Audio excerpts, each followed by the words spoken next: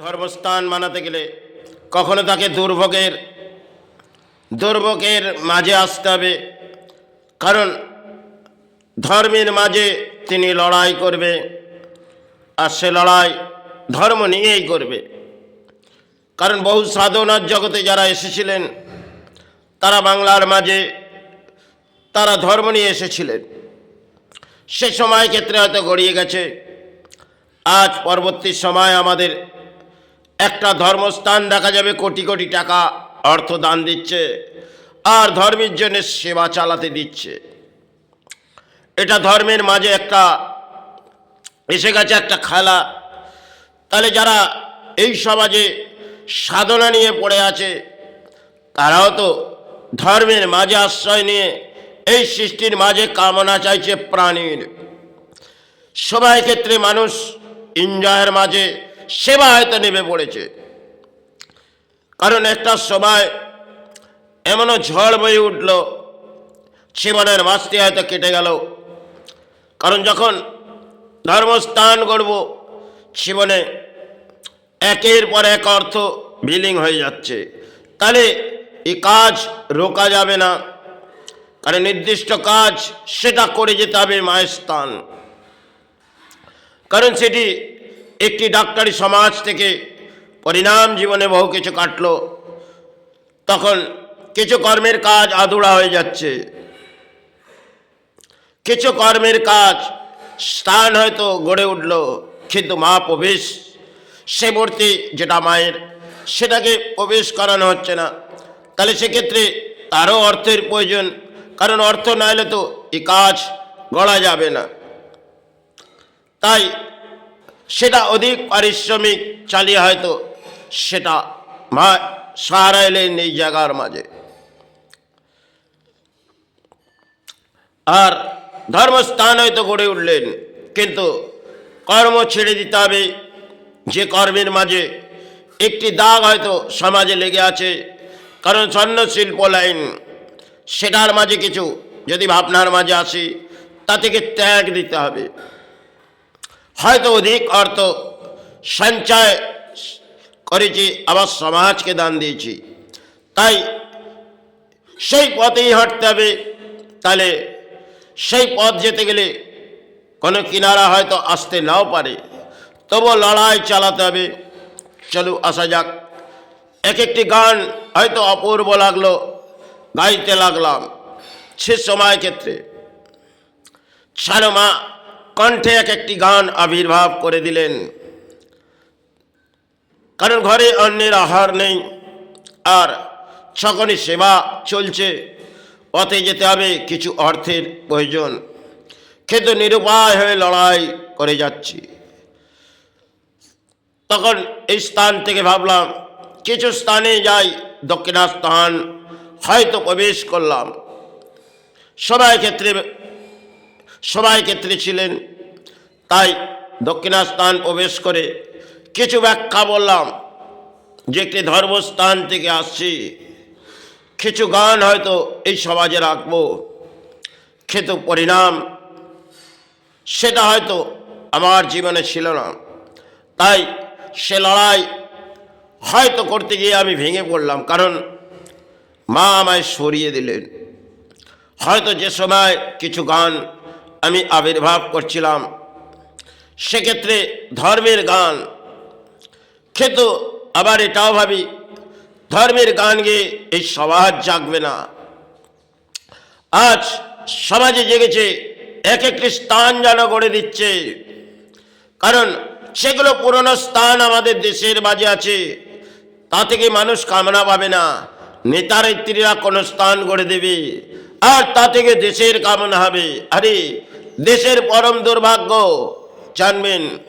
তাই সে সবাই ক্ষেত্রে আমি গান হয়তো ছেড়ে দিয়েছি, সেটা বাইরে অদ্ভুত খেলা। আজ যে পরিস্থিতির মাঝে হাঁটছি, আজ আছি কাল চলে যাব।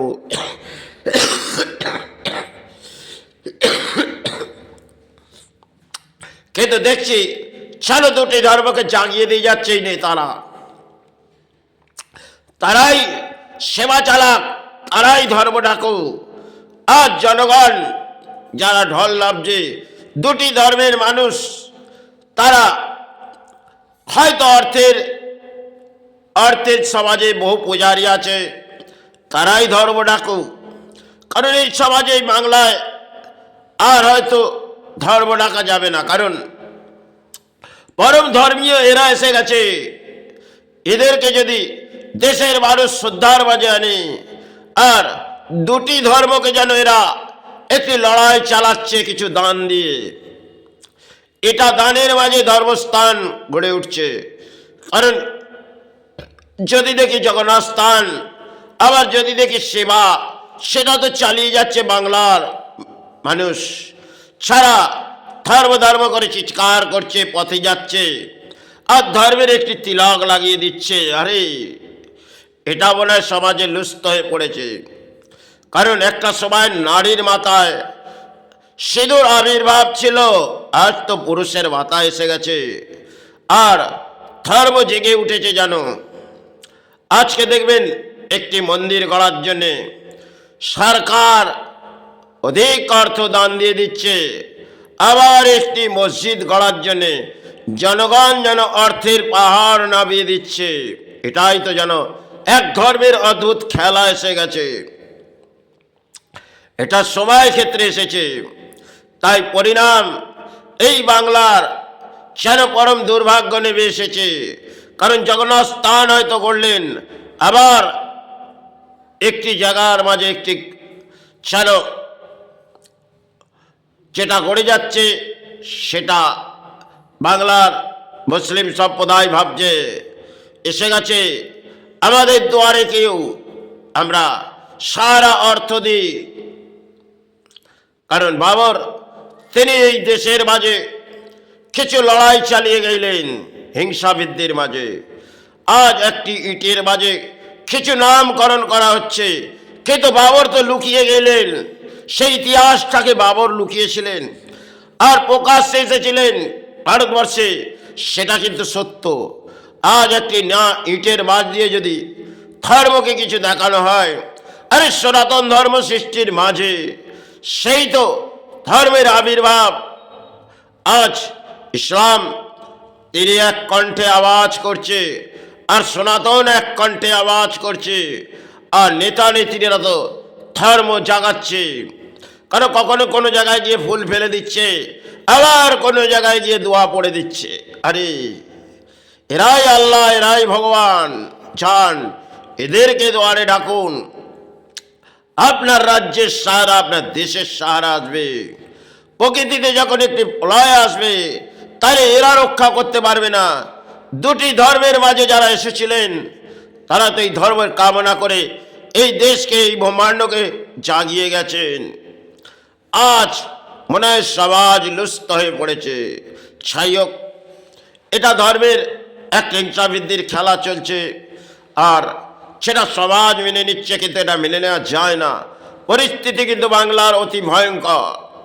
কারণ বাংলা একটা রাজনীতির জোয়ার, সেখানে কোটি কোটি মানুষ জলজোয়ারে ভাসছে, আর ধর্ম যেন একটা হিংসা বৃদ্ধির মাঝে ভারতবর্ষও চলছে, আর বাংলা তো অত্যন্ত দুর্ভাগ্য নেমে পড়েছে।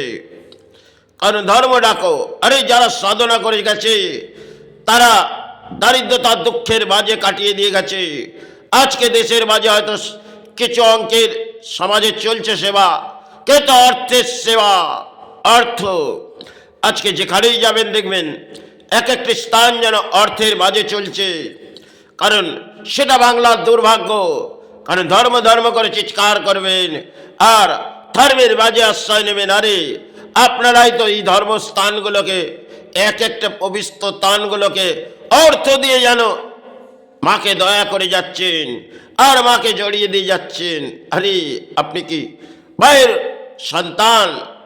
আপনি তার সাহারার মাঝে কামনা করার যোগ্যতা তো আপনার নেই, আর পুরো সমাজ আপনাকে জাগিয়ে দিচ্ছে, যাও ভাইয়ের কোলে মাথা দিয়ে দাও। আরে বড় বড় সাধক যারা এসেছিলেন, তারা মা করে চিৎকার করে গেলেন, দর্শন করে চিৎকার করে গেলেন।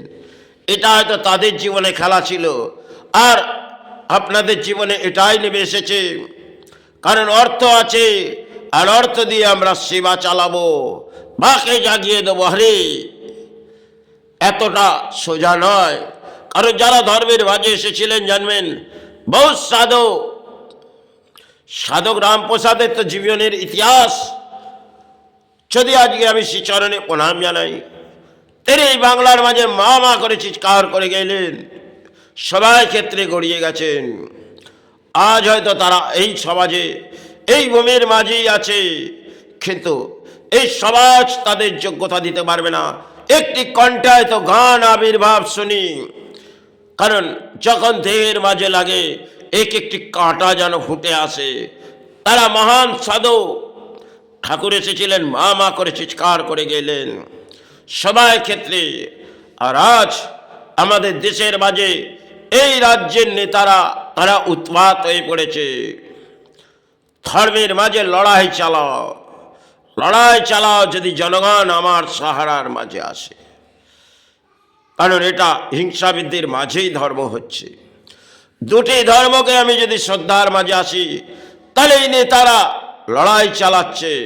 আর এটাই আপনারা গ্রহণ করুন, আপনাদের জীবনে পরম দুর্ভাগ্য নেমে আসছে।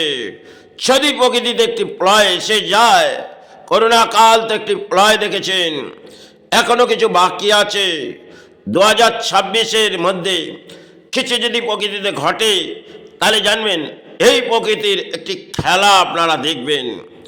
হয়তো কোটি কোটি মানুষ করোনা কাল সেটা জবানে পট্টি বেঁধেছিলেন, কারণ অসতের বলি সেটা ভরাডুবি হয়েছিলেন। তাই তিনি তাকে দেখিয়ে কোটি কোটি মানুষকে দেখিয়েছিলেন, ছাও কলির রাজ্যে মানুষকে একটি দণ্ড দাও, সে দণ্ড তারা ভোগ করুক। তাই দেখবেন পথের দ্বার কেউ যায়নি, আর নিজে নিজে যেন ঘরের মাঝে বসে, কারণ একে অপর প্রবেশ না করতে পারে, আরে কোনো ধর্মস্থান না যেতে পারি, এটা হয়েছিল করোনাকাল। কারণ ধর্ম ঘরের মাঝেই দেখো। আজ দেখবেন দেশের মাঝে নেতা নেত্রীরা কোথাও কোনো তান করে দিচ্ছে, আর কোথাও বাবরের মসজিদ করে দিচ্ছে। কোটি কোটি মানুষ সেই সাহারার মাঝে নেমে আসছে, আর কোটি কোটি টাকা অর্থের পাহাড় নেমে পড়ছে। এটাই তো ধর্ম। দুটি ধর্ম যেন এই নেতারা তলানিতে পাঠিয়ে দিচ্ছে। এটাই বাংলার পরম দুর্ভাগ্য। কারণ যেটি উত্তরপ্রদেশের মাঝে ছিল সেটাকেও বাংলায় নিয়ে এলো, আবার যেটি উড়িষ্যার মাঝে ছিল তাকেও বাংলার মাঝে নিয়ে এলো। অদ্ভুত খেলা। কারণ জগন্নাথ ভগবত সেটা হয়তো সেই রাজার কাছেই ছিল, আজ হয়তো এই আমাদের রাজ্যের রানীর কাছে এসে গেছে। তিনি গড়ে যাচ্ছে জগন্নাথ মন্দির। সে বাবা জগন্নাথ একটা সময় যখন লুস্ত হয়, তখন এই প্রকৃতিতে কোটি কোটি মানুষকে দেখিয়ে দেয়।